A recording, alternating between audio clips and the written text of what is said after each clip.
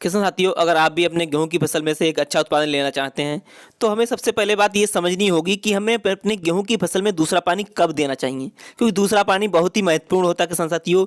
दूसरा पानी एक हमारी फसल को मजबूती प्रदान करता है, एक खाद का काम करता है, एक उर्वरक का काम करता है। तो दूसरे पानी को आप बिल्कुल भी लेट ना करें, इसे अपनी बिल्कुल सही टाइम पर आप दें, क्योंकि दूसरा पानी जब हम देते हैं उस समय आप क्या देखते हैं कि उसमें थोड़ा सर्दी का मौसम होता है, पाला पड़ता है, तो ये हमारी फसल के लिए उस सर्दी से, उस पाले से भी बचाव करता है। क्योंकि जब हम दूसरा पानी अपने खेत में चलाएंगे, खेत में वो पानी जाएगा तो वहाँ पर वो टेम्परेचर को इंक्रीज करेगा, टेम्परेचर को बढ़ाएगा।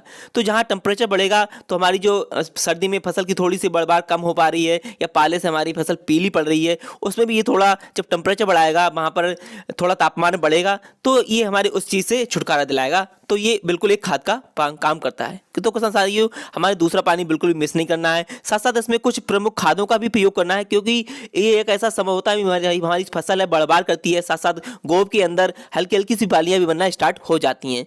तो इस समय हमारी फसल के लिए कुछ प्रमुख पोषक तत्वों की बहुत आवश्यकता होती है, तो उन्हें आप बिल्कुल भी मिस ना करें। कुछ एक बढ़िया खादों का प्रयोग करें, साथ साथ में सही समय पर दूसरा पानी का भी प्रयोग करें। साथियों, इस वीडियो में इन दोनों ही बातों पर आप बात करेंगे। तो आप देख रहे हैं आपका अपना यूट्यूब चैनल किसान गाइड। जिन्होंने हमारे चैनल को भी सब्सक्राइब नहीं किया, उसे सब्सक्राइब कर लीजिए, क्योंकि इस पर आपको खेती से संबंधित विश्वसनीय जानकारी प्राप्त होती है।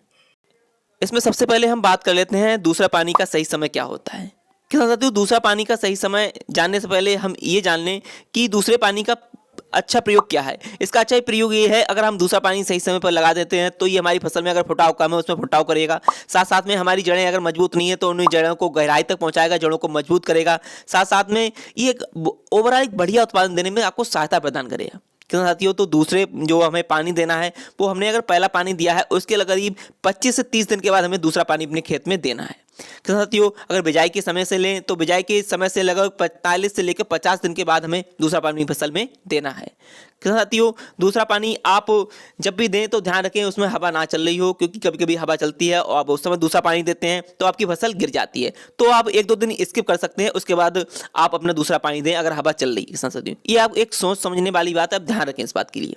किसान साथियों, दूसरा पानी देते समय एक बात अवधान है कि अगर आप 5-6 दिन बाद दूसरा पानी देने वाले हैं, लेकिन आपको लगता है इस समय हमारे वातावरण में पाला ज़्यादा पड़ा है, हमारी फसल जो है पाले से प्रभावित हो रही है, तो आप 5-6 दिन पहले भी उसे पानी दे दें, क्योंकि पाला लगभग 10-15 दिन पड़ता है। इस बीच अगर आप पानी दे देते हैं वहाँ पर, तो ये पाले से आपको सुरक्षा प्रदान करेगा और एक खाद का भी काम करेगा। किसान साथियों, तो हमने जाना कि हमें दूसरा पानी कब देना है। तो दूसरा पानी किसान साथियों हमें पहली सिंचाई के लगभग 25 से 30 दिन के बाद या बिजाई के करीब 45 से 50 दिन के बाद देना है।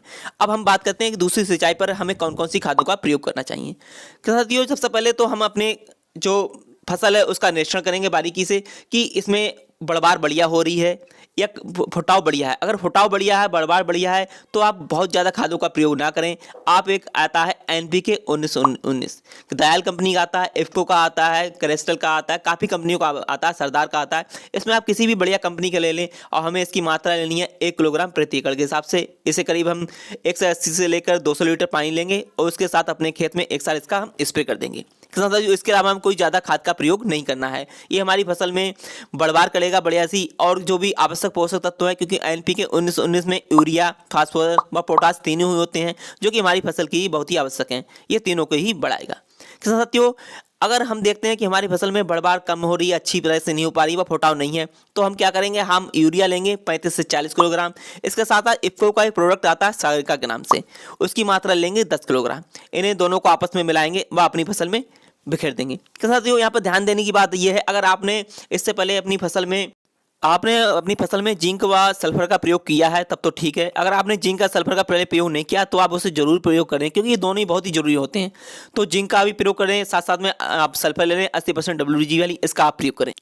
लेकिन अगर आपने जिंक व सल्फर का पहले ही प्रयोग किया तो आप इसका प्रयोग ना करें। तो किसान साथियों, हमें खाद में क्या लेना है, अगर आप में की बढ़िया ग्रोथ नहीं हो रही है, फुटाव नहीं हो रहा, तो आप यूरिया ले लीजिए, उसके साथ सागरिका को मिलाकर बिखेर दीजिए। अगर आपकी ग्रोथ बढ़िया है, कल्ले भी बढ़िया मात्रा में है, तो आप कुछ भी ना करें, आप केवल NPK 1919 लें और उसे अपने खेत में बढ़िया तरह से स्प्रे कर दें। किसान साथियों, तो ये बहुत ही बढ़िया हमने बताया यहाँ पर कि आपको कब पानी देना, दूसरा पानी व दूसरे पानी से के साथ साथ क्या खाद देनी चाहिए। किसान साथियों, अगर आप ऐसा करेंगे तो ये बहुत ही बढ़िया आपको रिजल्ट देगा, बहुत ही बढ़िया उत्पादन देगा। किसान साथियों, जिन्होंने हमारा चैनल सब्सक्राइब नहीं किया उसे सब्सक्राइब कर लीजिए, क्योंकि आगे हम इस एक वीडियो लाने हैं पाले हैं कि हमें सही टाइम पे कौन कौन सी खादों का प्रयोग करें कि हम ओवरऑल एक बढ़िया उत्पादन ले पाएंगे। किसान साथियों, ये एक बहुत बढ़िया वीडियो होगा, तो आप हमारे चैनल को सब्सक्राइब कर लीजिए। बहुत बहुत धन्यवाद।